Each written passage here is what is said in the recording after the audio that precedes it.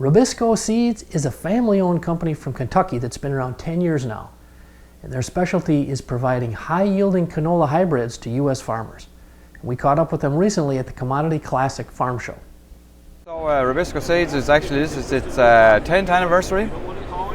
It was 2009 came into being, and it was founded to basically supply winter canola genetics primarily to US growers that were wanting to expand into that crop. Depending on what part of the world you're in, there's canola, there's GMO canola, there's non-GMO canola.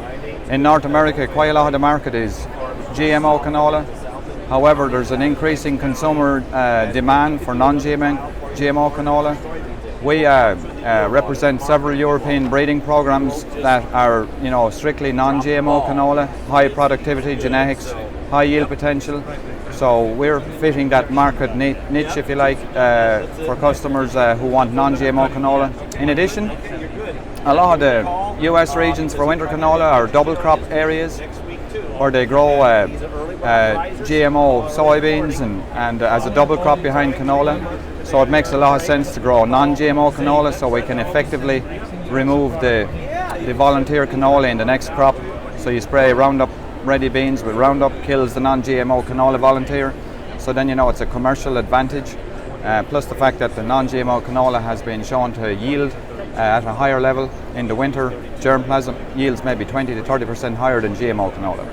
So it's a business decision for farmers. I moved to this country in 2004 and started working with researching canola.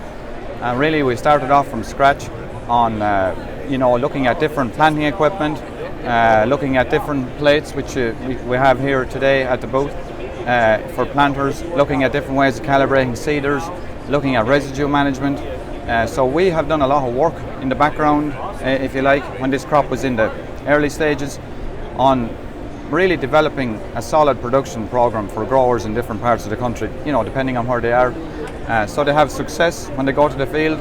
Instead of typing in canola on Google and coming up with 500 suggestions, we like to ground truth all these production programs before we roll them out.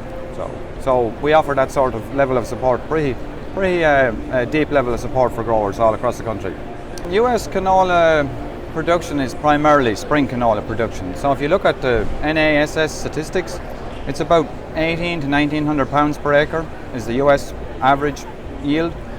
In winter canola genetics, really farmers are probably looking at starting off around 2500 pounds per acre and on up from there. And if they don't really get that sort of yield potential, they don't even grow it. So that kind of gives you an idea of the yield potential and the different economics that we're dealing with on the winter canola side. So those are the sorts of yields that we're talking about. We've had yields in the Pacific Northwest in plots up to 115 bushels per acre now in plots, I will say that. But even on commercial farms, both in the Pacific Northwest and in the Southeast, we've hit 80 bushel canola with some guys that are really focused on good production programs and have good ground and with a bit of help from the weather as well, So basically, spring canola, you plant it and it goes through its vegetative phases very fast.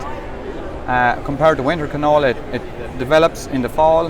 It has to go through a chilling period. It's a kind of a safety mechanism in the plant that sends it into dormancy through the cold winter months, and then it doesn't go into reproductive phase, until green up in March, for example, February, March, and then it's that protects it from the freezes. So the germplasm needs chilling hours, if you like, or vernalization requirement, kind of similar to winter wheat and spring wheat.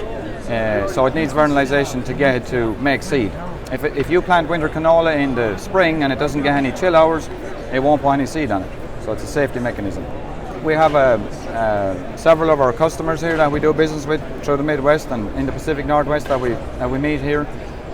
Also, canola being a crop that has 100% domestic demand, it's a non-export crop. We feel it has a place today in today's situations with tariffs on exports on other crops.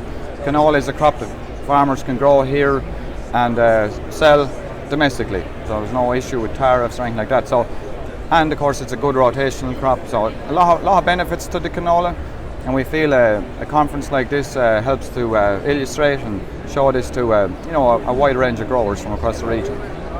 We feel the crop is definitely a good option for growers in their rotation, and you know, if you want to grow your other crops well, like your wheat and your soybeans, we know that canola in the rotation brings up the yields of those other crops. So if you like, there's a rotational benefit to having this in your rotation. Plus, some of these resistant weeds that we have, canola offers some alternatives to control these that other crops don't. So basically, we feel that canola has a place on a lot of farms here in the US.